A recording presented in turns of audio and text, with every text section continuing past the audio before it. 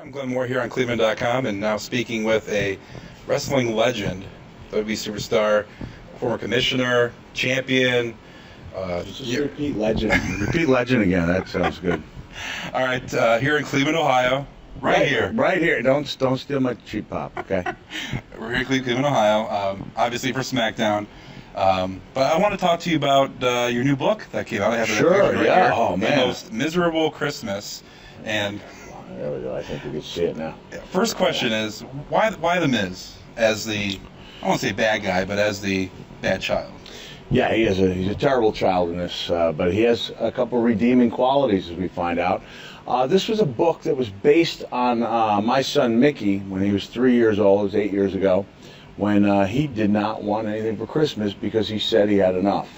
And when I originally envisioned it as a WWE Christmas story, I foresaw Mr. McMahon as the mayor of a town that only cared, a town of people only cared about themselves. Yeah. And this would just be insulting to Mr. McMahon, that there would be a child out there who didn't want toys, a kid who thought he had enough. And then especially with Be a Star, yeah. I decided years later when I did write the book to set it in a classroom where maybe a little bit of a lesson could be learned. And the only guy I thought of, there was no choice B, C, or D. I mean, yeah. I went up to the Miz and I said, "Hey, how'd you like to be in a children's book I'm writing?" He went, yeah, okay. And I said, "Well, you're going to be a jerk."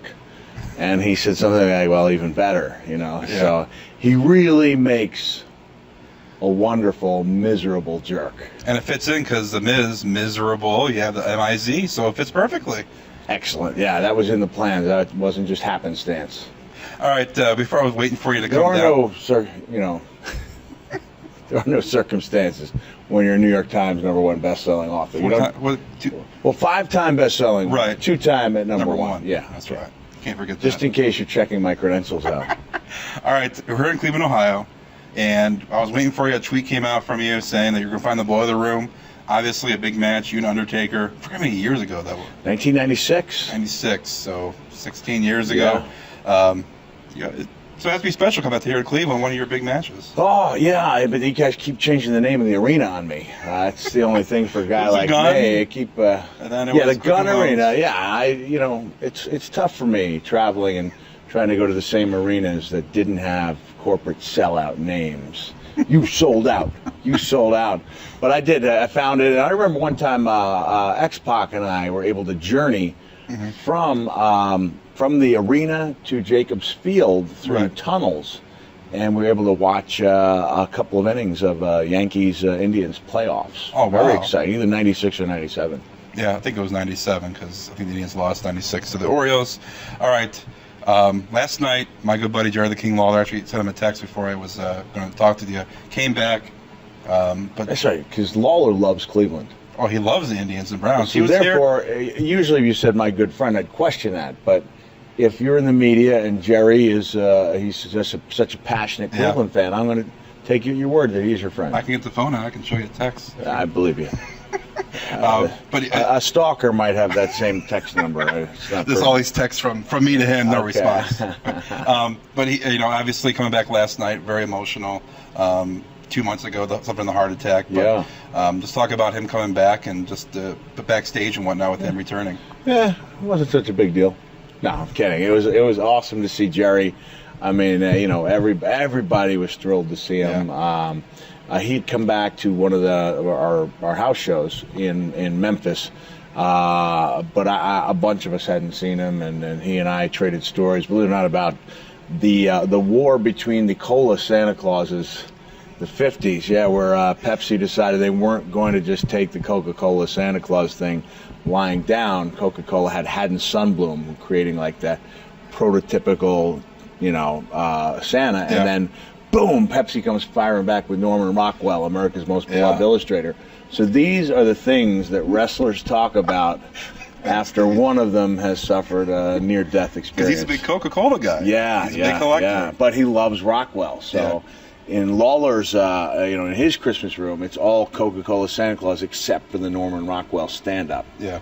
All right, so he came out last night, and he said thanks to the fans, and then CM Punk came out. And Paul Heyman had a fake heart attack and whatnot. What would you think about that? Well, I got kind of fired up about it. It struck me as a little tasteless, and that's why I got angry.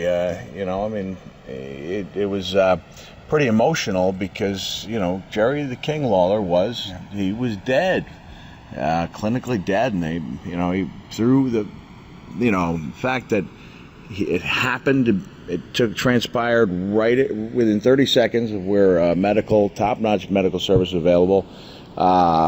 His life was saved, and and recovery, I think, was hastened by the hopes and tweets and prayers. Can you say tweets and prayers in the same sentence? I think you can. They still can. And I thought they were making a mockery of it. I didn't think it was right, so I let off a little steam about it. Survivor Series coming up. Team Foley. You just had The Miz be your final team member. A little surprising. A little surprising for The Miz to be on, but are you itching to get to be a part of that match yourself to compete? For me? For you, yeah. No. I like having the best seat in the house. I got a little bit involved on Raw, just enough. I kept Paul Heyman from getting involved. So who knows? Maybe I'll get slightly involved. Yeah. But I had my time. This is the time for these guys to shine. There's going to be a great Survivor Series match, and it's going to be a great Survivor Series pay-per-view event. Are you saying, are you done then, or? Yeah, I don't want to make this interview about me being done. I'd rather make it about the important things, like we love seeing you compete. Like my book. We love seeing you compete. And Jerry Lawler, probably not in that order. Probably Jerry Lawler coming back to life, followed by my book. Yeah. Followed by me, not competing anymore. Do you have more in the works, books? I mean, obviously you want to. A lot of pressure here. A lot of pressure. I'm not putting it on the people of Cleveland, but basically, if this book sells well enough, I can write another one. Really? If it doesn't, I can't. And although it usually is about the money, in this case, it's not at all. I mean, I just wanted to have a really positive book that could work hand in hand with Be a Star, while at the same time entertain people, make them smile, and be a book that children will want to have read to them time and time again, which honestly they will. It's a nice story. I've heard anecdotally it's changed the ways that bullies behave in school, and so I'm really thrilled to be part of WWE's Be a Star campaign. And if I have a chance to do another one, I've already got an idea for Daniel Bryan as the offbeat kid with the unusual Halloween costume who gets picked on in school. If it sounds like Dolly Parton's Coat of Many Colors, it's because it is inspired by it. I both want to write a book that has a positive message and that gives me a chance to meet Dolly Parton. So, all right, Mick Foley here in Cleveland, Ohio. Well, no, right here. Well, I'll let you do it. All right, no, you do it better. Go ahead. Right here. That was terrible. Let me do it. Right here in Cleveland, Ohio. The link to buy Mick's book is in the post underneath the video. Check it out. And always a great to read your writings, definitely. Thank you very much. All right, here at Mick Foley, Cleveland, Ohio, here on Cleveland.com.